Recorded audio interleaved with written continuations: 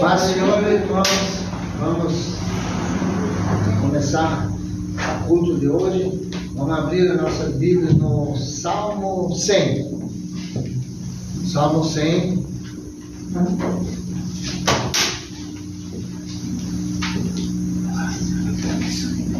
Amém, irmãos?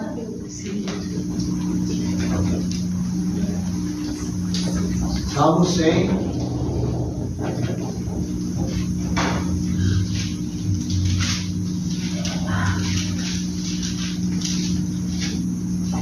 Amém? Amém. Cantem hinos a Deus, o Senhor, todos os moradores da terra. Adorem o Senhor com alegria e venham cantando até a sua presença. Lembre-se que o Senhor é Deus. Ele nos fez e nós somos dele. Somos o seu povo, o seu rebanho.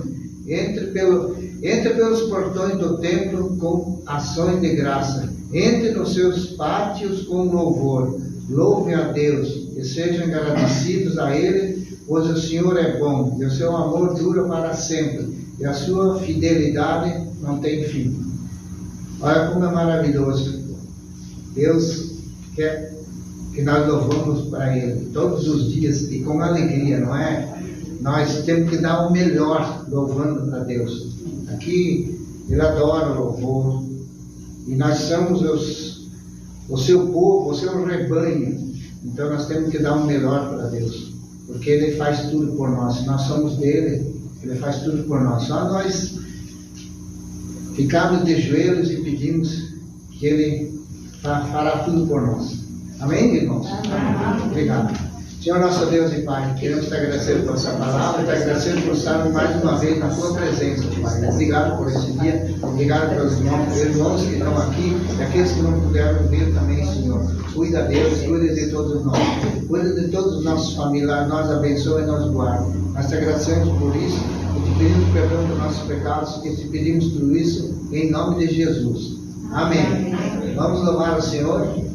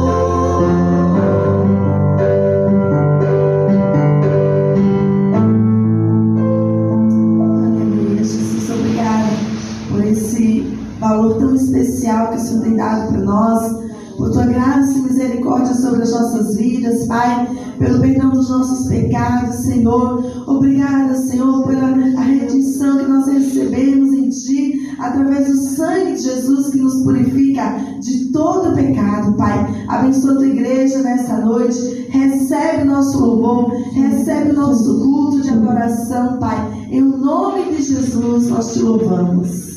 Amém. Aleluia. Glória a Deus.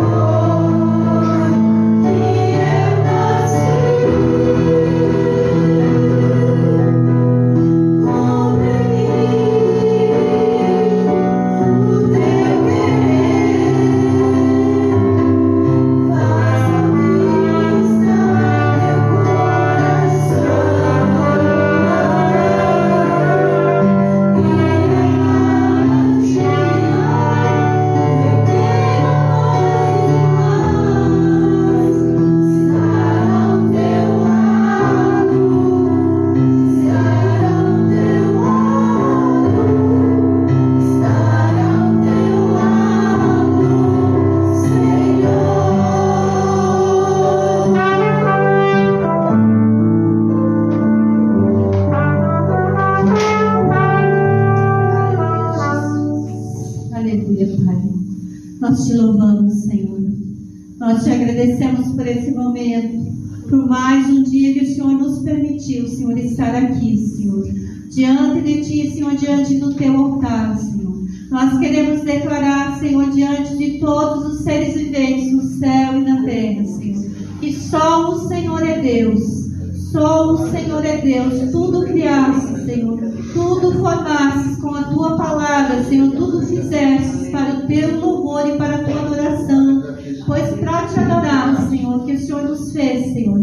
Por isso, Pai, receba nessa noite, ó Deus, o nosso louvor, a nossa gratidão pela vida, Senhor, pelo ar que nós respiramos, por cada um que aqui está, Senhor. Nós te agradecemos, Senhor, por aqueles que estão e por aqueles que ainda virão, ó Deus.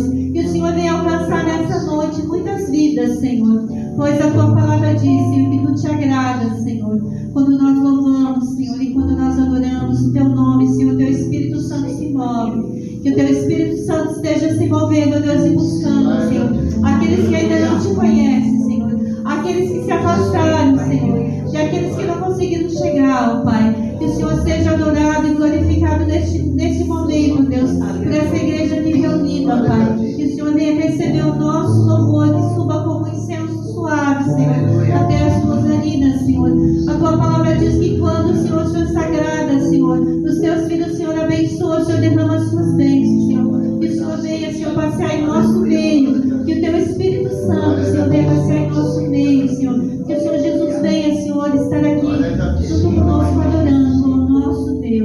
Oh, Pai, obrigada em nome de Jesus.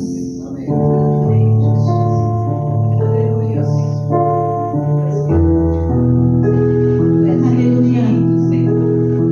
Oh, Deus. Aleluia. Grande é o teu nome, Senhor. Exaltado, adorado. És bem-vindo neste lugar. Oh, Deus. Como é bom estar na tua casa, Senhor.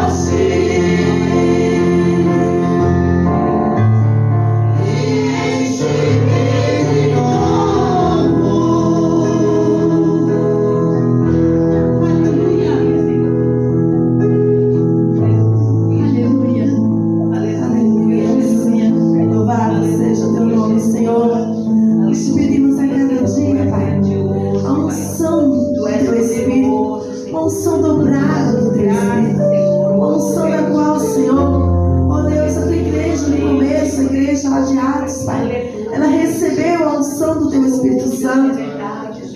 Diz a tua palavra que quando estavam reunidos, todos foram cheios do teu Espírito.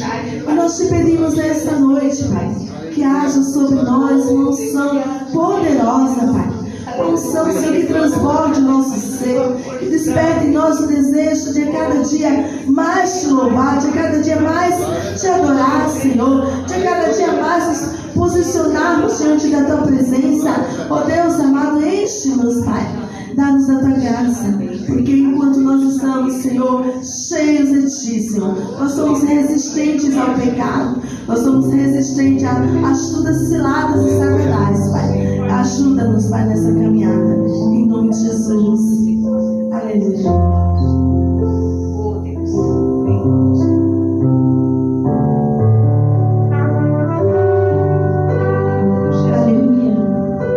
Ao único que é digno de receber a honra e a glória, a força e o poder,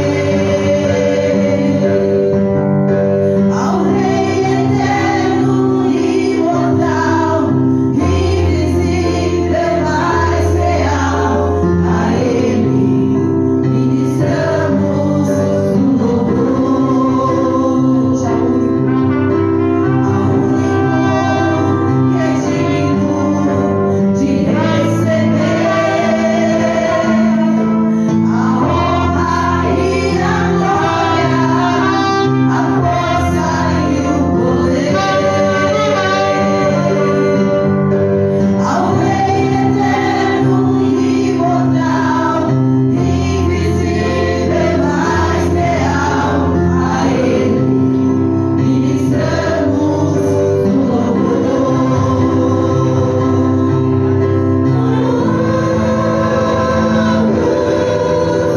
Assim, ó Rei Jesus,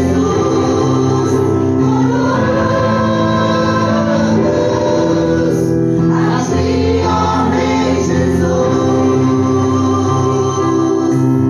adoramos o teu nome, nos rendemos aos seus pés, consagramos todo o nosso ser a ti.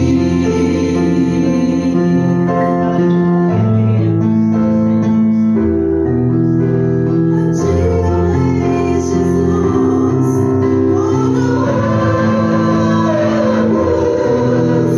a ti, ó Rei Jesus, adoramos o teu nome, nos rendemos aos seus pés, consagramos todo o nosso ser a ti. Consagramos todo o nosso ser a ti.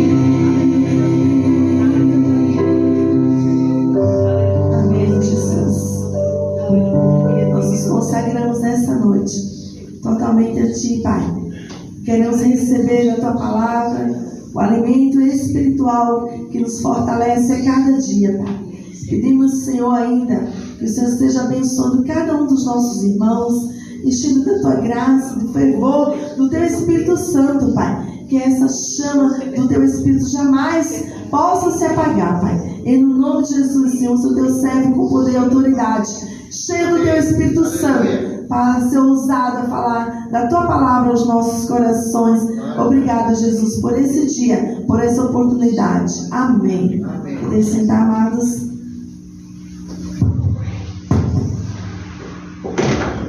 Nós estamos com uma visitante, como é que é o nome? Amanda. Seja muito bem-vinda, vamos dizer todos muito bem forte. Seja bem-vinda em nome de Jesus. E volte sempre.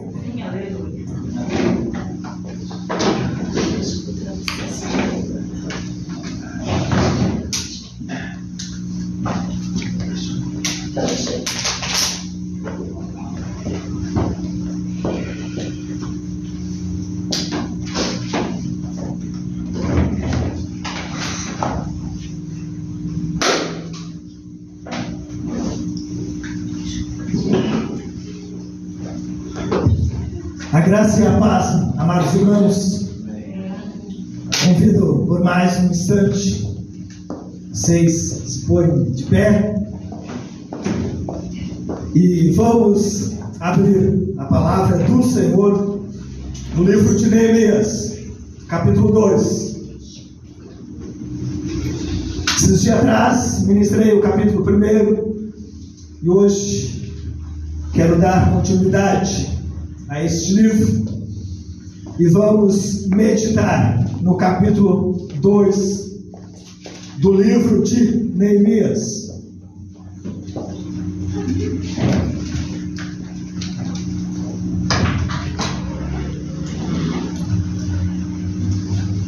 No mês de Nissan, no ano 20º do rei Artaxerxes, uma vez posto o vinho diante dele, eu o tomei para oferecer e o dei. Ora, eu nunca antes estivera triste diante dele.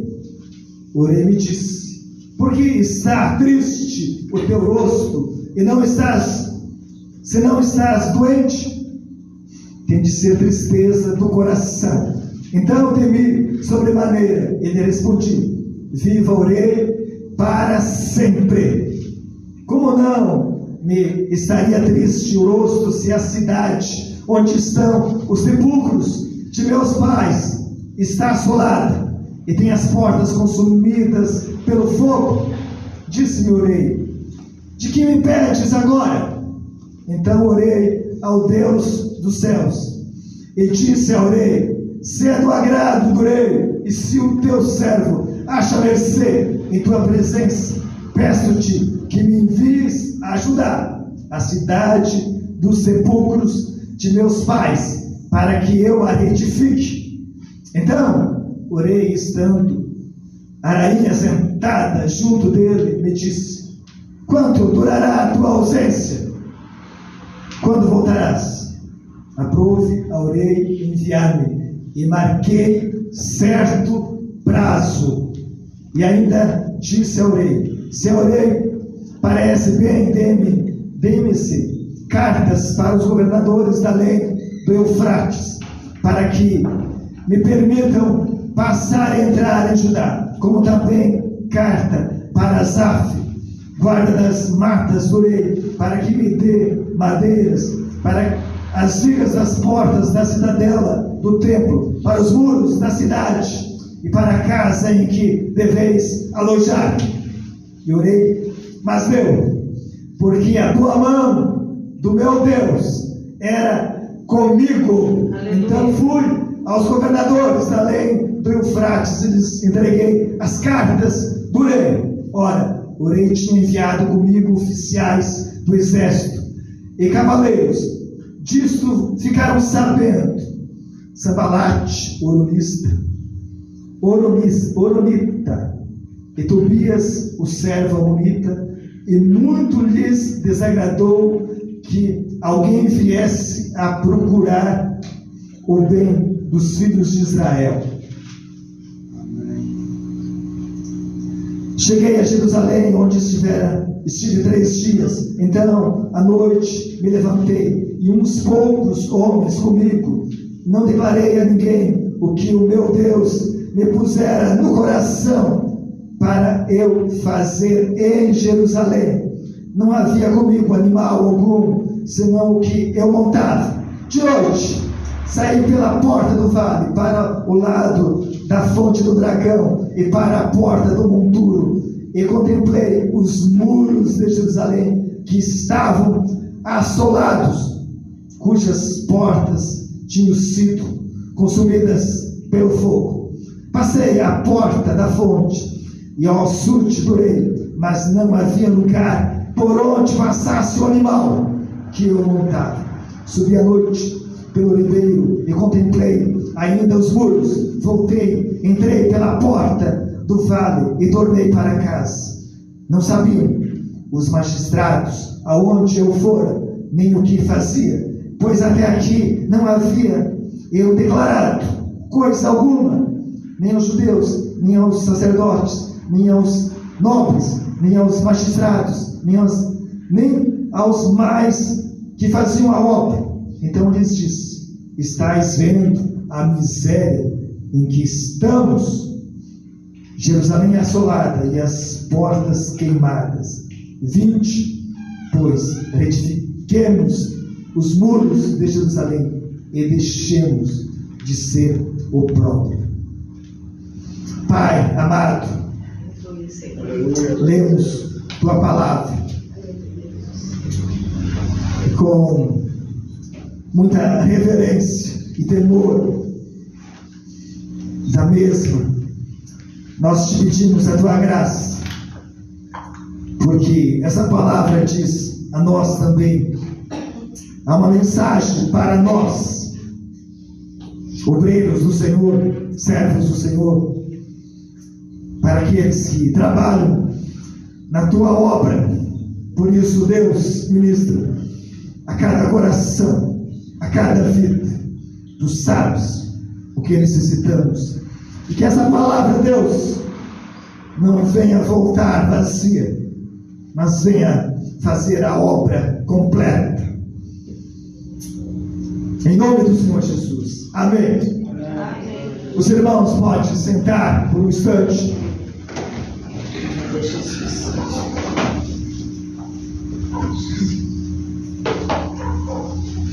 É um texto que talvez você não tenha lido, mas é um projeto de um homem, um sonho de um homem, no qual ele chorou por causa de um muro, de uma cidade chamada Jerusalém.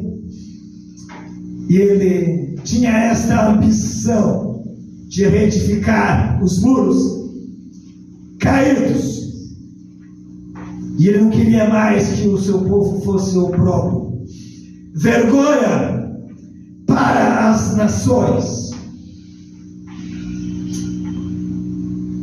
E ele fez esse trabalho. O nome dele é Neemias, que se tornou governador de Judá e que era copeiro do rei. Nessa noite quero falar sobre a realidade de servir a Deus. Então, existe uma realidade, uma verdade, verdades, na verdade, de servir a Deus. É maravilhoso servirmos ao Senhor, mas há algo para nós aprender, não somente para os líderes, mas para os seus servos. Todos eles que são discípulos do Senhor têm a obrigação de servir ao Senhor. Então há uma realidade de servir a Deus e que nós precisamos saber.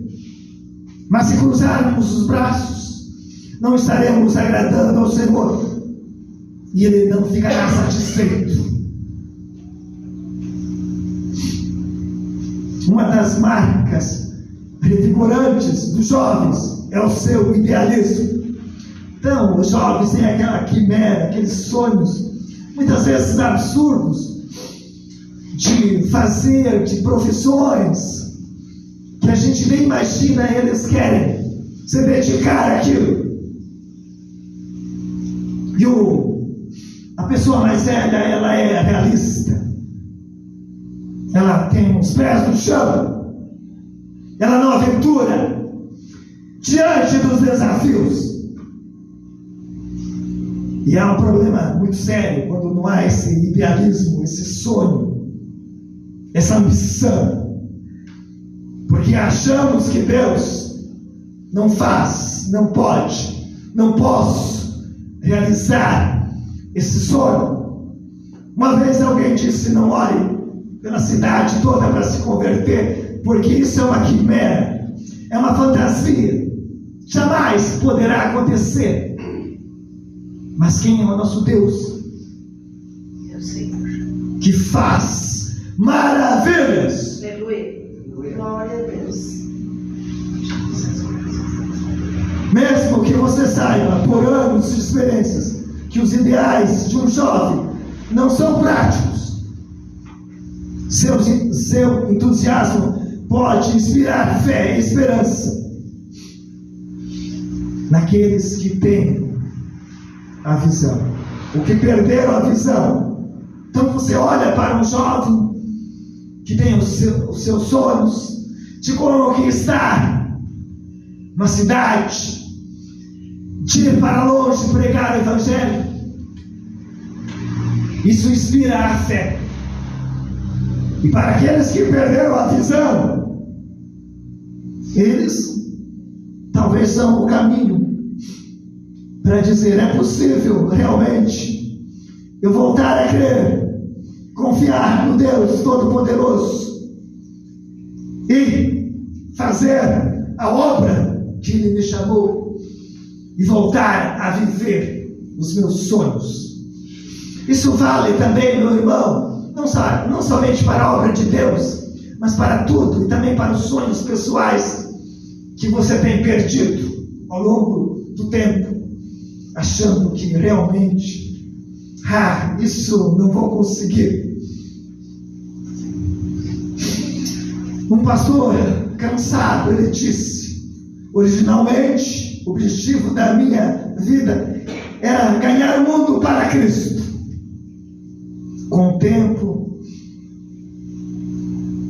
tornou-se ganhar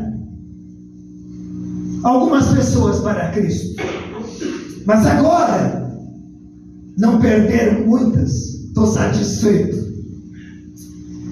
Meu irmão, quando a gente perde a fé, o entusiasmo, o idealismo, o sonho, a gente não faz mais nada, a obra não avança, com desânimo.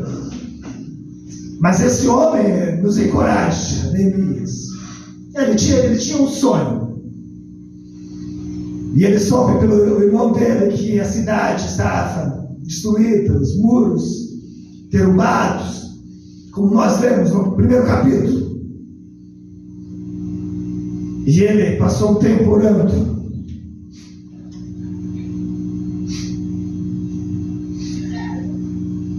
Nós gostamos das coisas que sejam feitas para hoje, para ontem.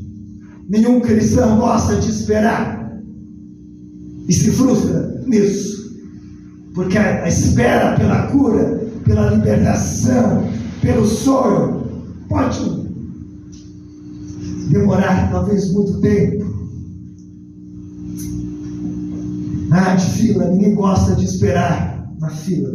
Tem vezes que nós olhamos no supermercado e a nossa fila não está andando, a gente vai para outra, achando que a outra fila realmente vai levar a gente ao caixa.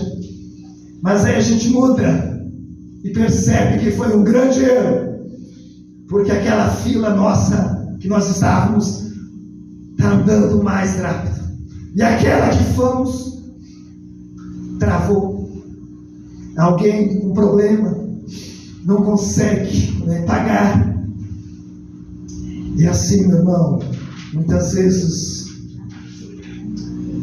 queremos as coisas já, os sonhos, mas seguir Jesus não garante uma vida sem problemas. E é importante.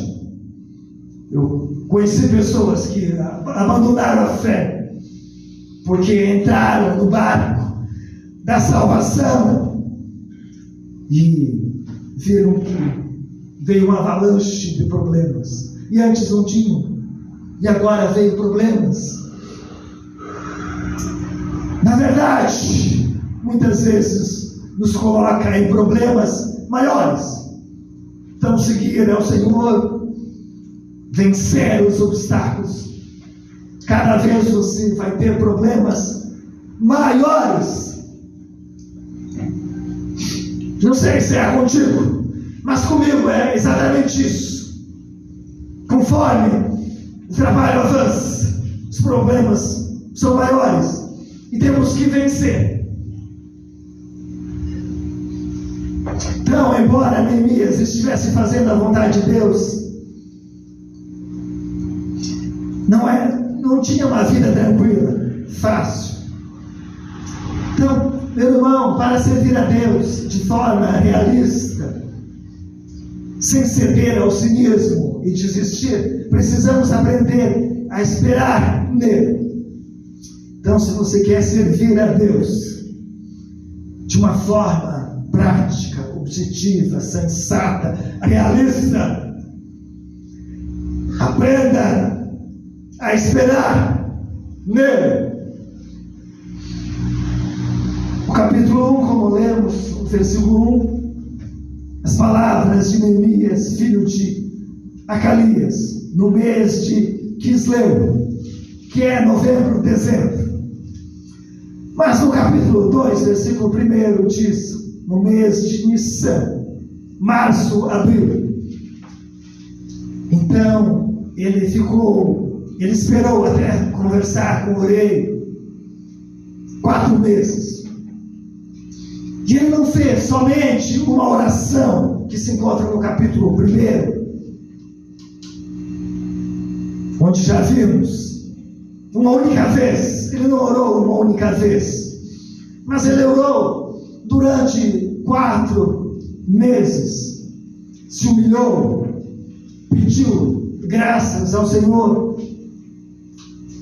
antes de conversar com o rei. Ele não saiu imediatamente, eu vou resolver, vou conversar com Artaxerxes, ele vai me ajudar. Mas ele aproveitou a oportunidade. Ele teve um tempo para se humilhar, para orar, para jejuar, para confessar os pecados do povo, como diz o 1º capítulo. E esperou 4 meses. Abraão, ele esperou mais de 25 anos para ter o seu filho, Isaque, o filho da promessa.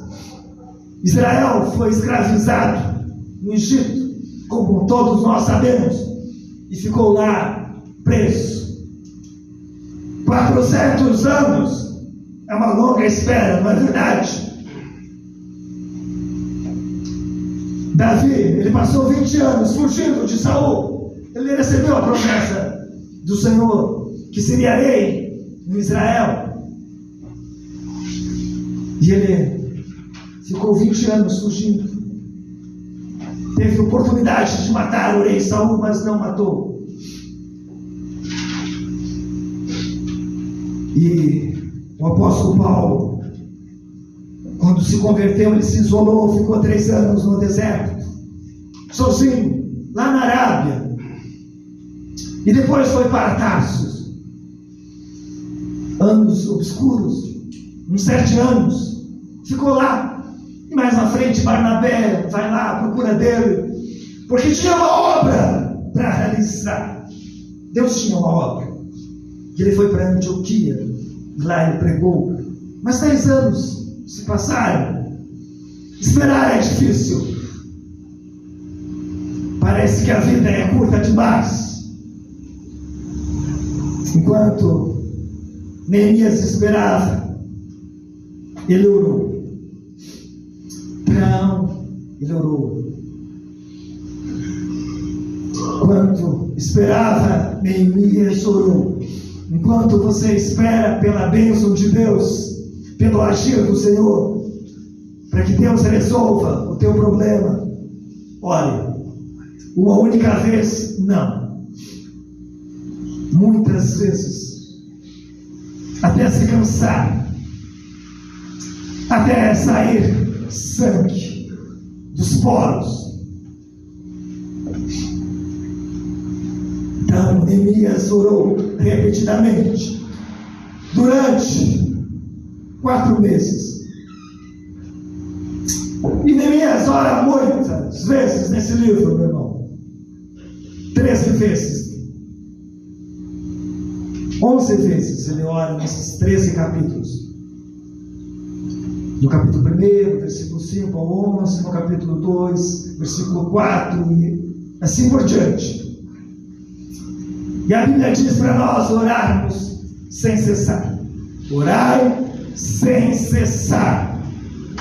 Não quer dizer que eu vou orar 24 horas por dia, mas repetidamente, até obter a resposta. Então, até obter a resposta, eu vou estar orando por aquele motivo, por aquela causa, por aquele transtorno, até obter resposta. Orai sem cessar. E Deus é aquele que pode mover o coração dos reis, como diz lá em Provérbios 21:1. E Ele move o coração do rei. Aleluia. De homens ímpios. É possível? Alguém lê Provérbios 21, versículo 1? Tiver aqui na tela. Quem encontrou rapidamente?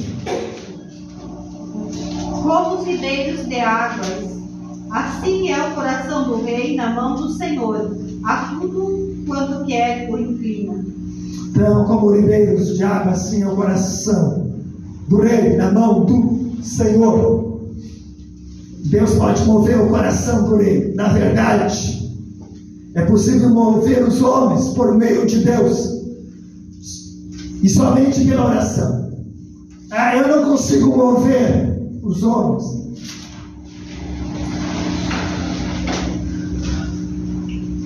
Somente Deus pode mover as pessoas, mudar de atitudes, de comportamento, e somente através da oração de a pessoa eu posso mover o coração. Tipo homens ímpios, orando. Enquanto orava, enquanto esperava, Neemias desenvolveu a paciência. 4 meses. Não foi fácil para ele esperar esse período. Mas um líder impaciente pode trazer muitos transtornos. Pode gerar uma crise muito grande. E quando Neemias foi para Jerusalém, aqui diz que ele ficou 3 dias observando os muros. Não falou com os magistrados, não falou com as pessoas importantes, não falou com o povo o que ia falar, o que a gente ia fazer, mas ficou 3 meses, 3 dias só observando os muros. Então também mostra que ele era um homem paciente. Nós muitas vezes quando queremos resolver os problemas, a gente é impaciente, vem aquela situação difícil, ficar dias. Não é fácil. Temos que esperar. Enquanto esperava, Neemias planejou. Diz aqui o texto que ele tinha tudo na cabeça. Quando iria conversar com o rei, ele sabia o tempo que ele iria ficar ausente da Pérsia. Ele deu um prazo, 3 anos para o rei. E também ele pediu cartas, e também pediu material para reconstruir os muros. Então, enquanto você tem um projeto e está aguardando ser executado, esteja planejando, vendo o que você realmente precisa. Planeje. Então ele sabia quanto tempo, tudo estava bem definido. Ele disse para o rei: 3 anos vou ficar fora, Mas no capítulo 5, versículo 14, nós sabemos que ele ficou realmente 12 anos. Certamente ele voltou depois dos 3 anos e retornou para Jerusalém, já não mais como copeiro do rei, mas como governador de Judá.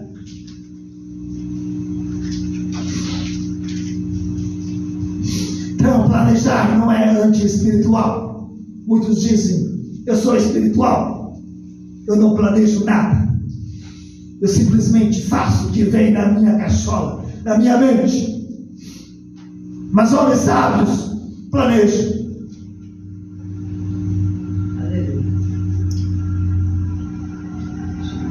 Para servir a Deus de forma realista, precisamos aprender a trabalhar com pessoas.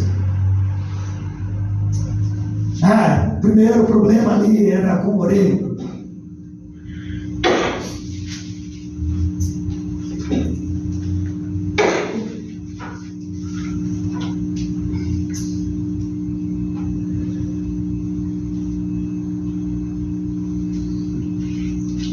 O rei me disse: por que está triste o teu rosto, se não estás doente?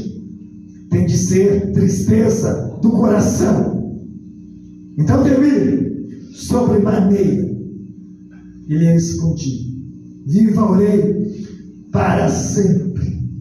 Como não me estaria triste o rosto, se a cidade onde estão os sepulcros de meus pais está assolada e tem as portas consumidas pelo fogo. Perceba bem que ele nem chama, nem diz o nome da cidade, Jerusalém. Mas ele é sábio. Para servir a Deus de forma realista, precisamos aprender a trabalhar, a lidar com pessoas. Como eu vou lidar no trabalho com o chefe incrédulo, descrente, que me odeia, que quer me destruir? Como Neemias deveria conversar com aquele homem que tinha a sua vida em suas mãos, que poderia decretar a morte dele a qualquer momento? E diz o texto que ele temeu sobremaneira, estava triste, e não podia estar triste na presença do rei Artaxerxes, o soberano.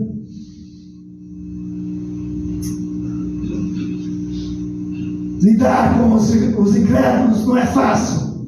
Temos que ter sabedoria, mas podemos chegar até diante de pessoas importantes e conversar com elas e aproveitar oportunidades que surgem.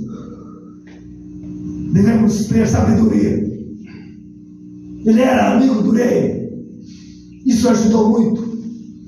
Pessoa de confiança, era copeiro do rei. Muitas vezes nós tratamos mal as pessoas descrentes, não abraçamos, não conversamos, mostramos que somos superiores a eles, porque demos a Jesus. Mas devemos ver a miséria que eles se encontram e orar por eles.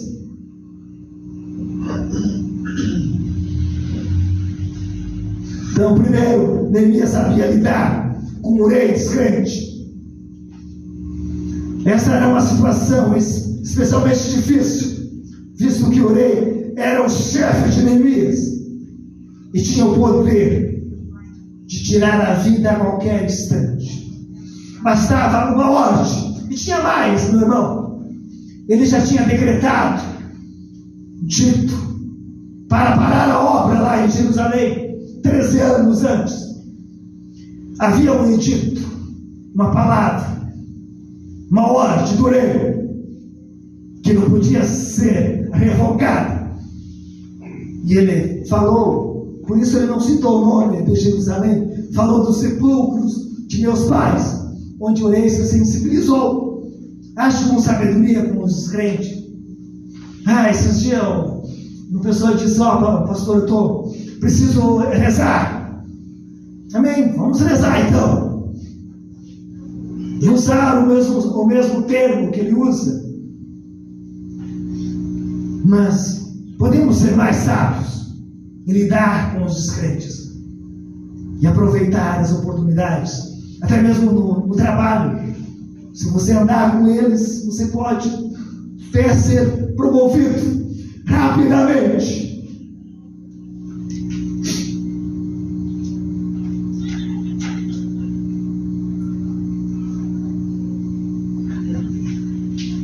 Neemias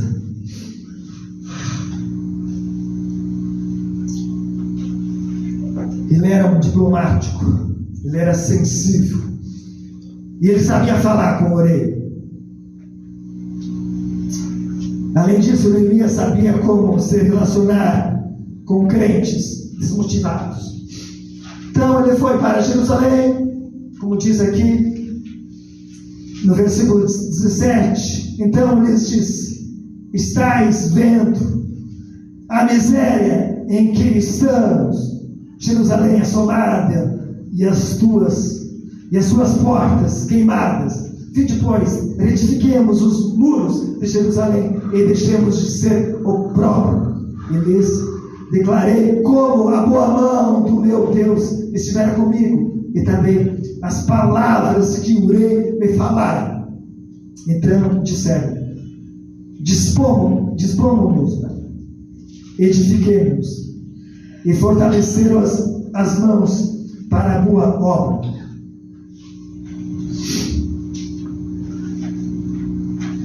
Não é fácil lidar com crentes. Eles desanimam facilmente por qualquer coisa. Ficam desanimados, desencorajados. Nós devemos ter essa sensibilidade de observar o fato, de orar sobre a questão, de ter sensibilidade diante do problema, para não prejudicar mais, entregar a Deus, certamente. E Neemias, ele deu umas palavras aqui.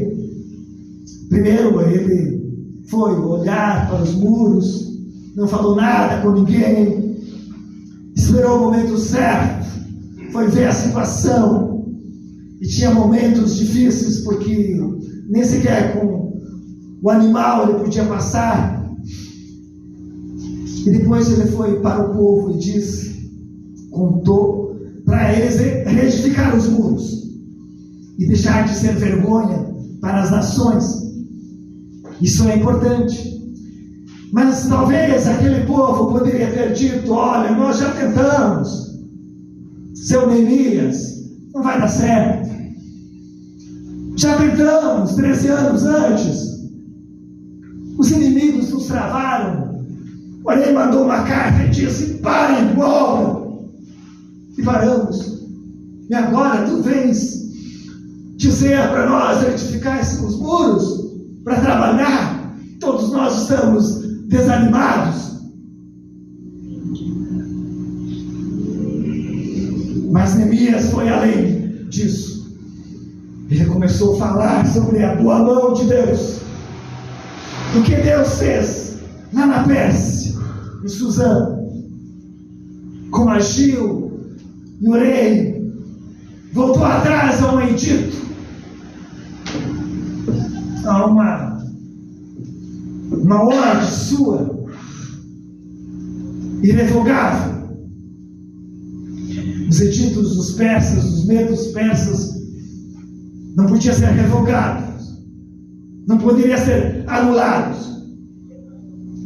Mostrou a boa mão e o povo se alegrou. Quando a gente vê a boa mão de Deus, a obra avança. Aleluia. Por isso, meu irmão, Deus está conosco e Ele tem uma obra para nós. Aleluia. E as trevas não poderão destruir o projeto de Deus. Aleluia. Deus é mais forte do que tudo. Aleluia. Que basta, meu irmão, é a boa mão do Senhor estar conosco. Se Deus está conosco, nós somos a maioria. Amém. Um anjo destruiu 185 mil soldados. Um anjo só. Aleluia, Deus. Nós somos a maioria porque temos Deus. Aleluia. E a boa mão de Deus está conosco Amém. para operar na sua vida, para curar de toda macela. Verdade. Como uma pessoa disse, pastor, estou com problema, pressão arterial oscila, nem com remédio ela se estabiliza, mas o Deus dos céus pode controlar, curar, e Ele fez, e Ele faz maravilhas. Aleluia. Então, Neemias, ele estimulou o povo, ele falou dos feitos.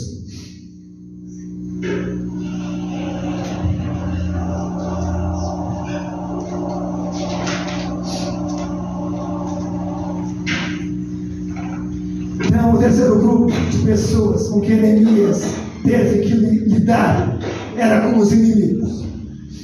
Tinha ali Sambalate, que era o governador de Samaria, ao norte. Tobias governava os amonitas a leste, e Gesem era o líder dos árabes ao sul. E eles se uniram, 3 inimigos se uniram para ridicularizar o povo e para acusar o povo de rebelião contra o rei. Então foram essas atitudes do povo, dos líderes, dos inimigos. Ele teve que lidar com os inimigos, lidar com os crentes. Não é tão difícil. Com os crentes precisamos ter paciência, tato e sabedoria.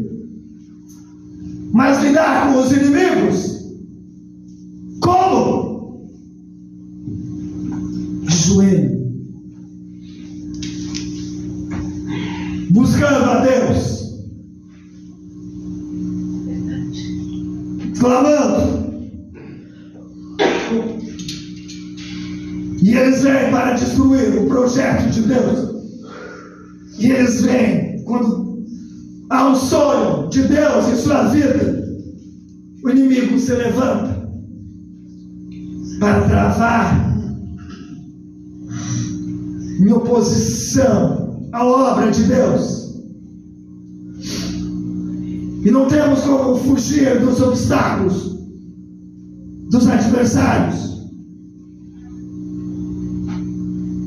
O bem eles nos vencem, o bem nós. É uma guerra, meu irmão. Nós estamos no campo de batalha e não há bandeira branca. Cessar fogo. Ah, você venceu um, vem outro, vem 3. Venceu uma batalha de saúde, vem outra. Ou outro problema, talvez com os filhos, com os netos, no trabalho. Alguém do nada, meu irmão, tu nem precisa falar nada para ter inimigos. Basta ser crente, basta buscar a Deus em oração, que terás muitos inimigos. E eles surgem aos montões quando abrir